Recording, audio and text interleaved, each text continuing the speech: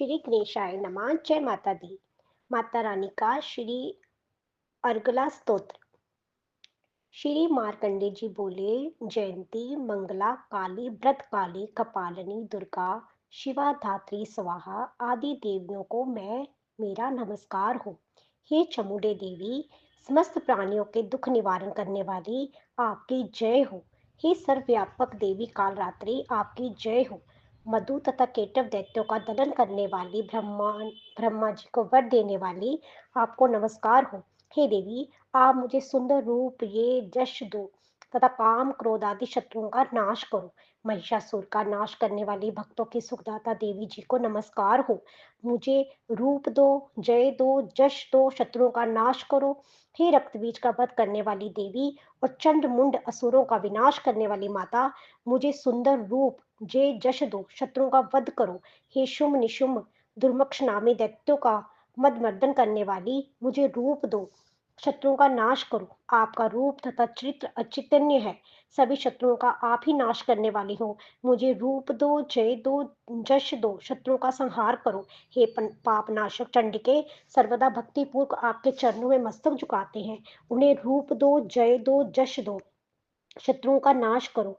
हे सभी व्याधियों का नाश करने वाली चंडिके, जो आपकी भक्तिपूर्वक स्तुति करते हैं, उन्हें रूप दो, जय दो, जश दो, शत्रुओं का नाश करो। हे चंडिके, जो निरंतर आपकी भक्ति अर्चना करते हैं, उन्हें रूप दो, जय दो, जश दो, शत्रुओं का नाश करो।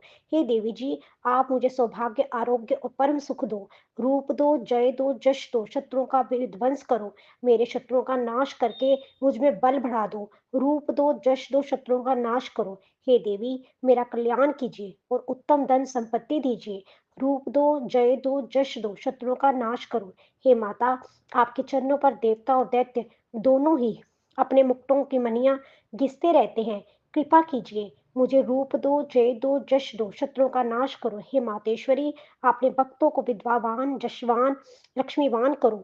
रूप दो, जय दो, जश दो, शत्रुओं का नाश करो। बड़े बड़े अभिमानी दैत्यों के अभिमान चूर्ण करने वाली चंडिके, मैं आपको प्रणाम करता हूँ। मुझे रूप दो, जय दो, जश दो, वैरियों का नाश करो। ये चार भुजाओं वाली माता चतुर्मुख ब्रह्मा जी आपकी स्तुति करते हैं। हे परमेश्वरी, रूप दो, जय दो, जश दो, वैरियों का विध्वंस करो। हे मातेश्वरी, विष्णु भगवान आपकी निरंतर भक्तिपूर्वक स्तुति करते हैं।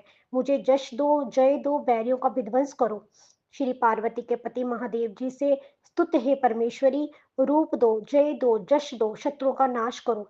इंद्रदेव से पूजित हे परमेश्वरी, रूप दो, जय दो, जश दो, बैरियों का नाश करो। हे देवी जी, आप तो कठोर बुझ दंड रखने वाले दैत्यों का घमंड नाश कर देती हैं। आप ही रूप दो, वैरियों का नाश करो। हे अंबिके, आप अपने भक्तों के लिए अपार आनंद की वृद्धि करती हो। मुझे रूप दो, जश दो, वैरियों का नाश करो। हे मातेश्वरी जी, आप मुझे वह पत्नी प्रदान करें जो मेरी इच्छाओं के अनुकूल हो, इस भयानक संसार रूपी संसार में मुझे तारने वाली हो, उत्तम कुल से उत्पन्न हो। जो पुरुष इस स्तोत्र का पाठ करके ही महास्तोत्र की लक का पाठ करता है, वह सब क्षति के पाठ जप से मिलने वाले एवं श्रेष्ठ संपदा के फल को प्राप्त कर लेता है। श्री अथ किलक स्तोत्र। श्री मार्कंडे ऋषि बोले, मैं उन भगवान सदाशिव को नमस्कार करता हूँ जिनके 3 दिव्य नेत्र हैं, जिनका शरीर भी शुद्ध ज्ञान स्वरूप है, जो मोक्ष प्राप्ति के कारण है।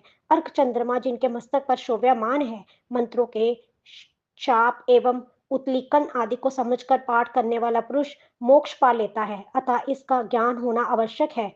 सब उष्टानादि वस्तुओं इसी स्तोत्र द्वारा पाठ करके सिद्ध होती हैं, और जो इस स्तोत्र का पाठ करके सब स्थिति के पाठ मात्र से स्तुति करते हैं, उन्हें देवी जी सिद्ध हो जाती हैं।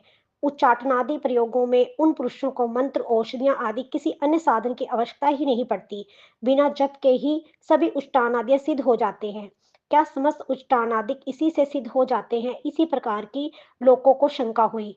तब उस शंका के निवारण के लिए सदाशिव ने लोगों को बुलाकर आज्ञा दी कि हाँ, ये सब सिद्धियां देने वाला शुभ स्तोत्र है।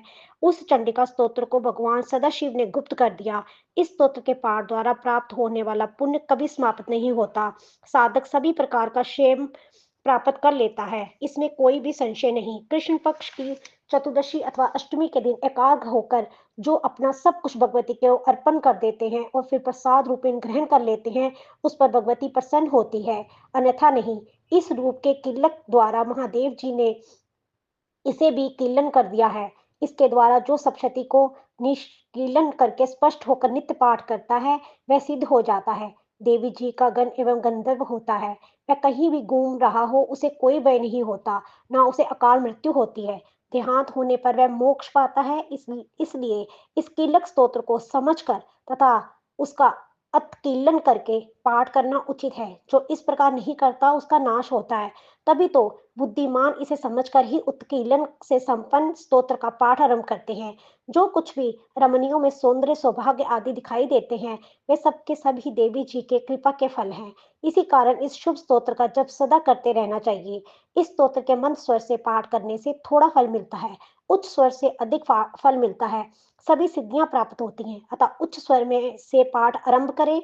जिस भगवती की कृपा के द्वारा सौभाग्य, आरोग्य, संपत्तियां, शत्रुनाश तथा परम मोक्ष की प्राप्ति होती है, उस जगत की माता की स्तुति अवश्य करनी चाहिए। जय माता दी। माँ सबकी रक्षा करे, सब पर कृपा करे। जय माता दी।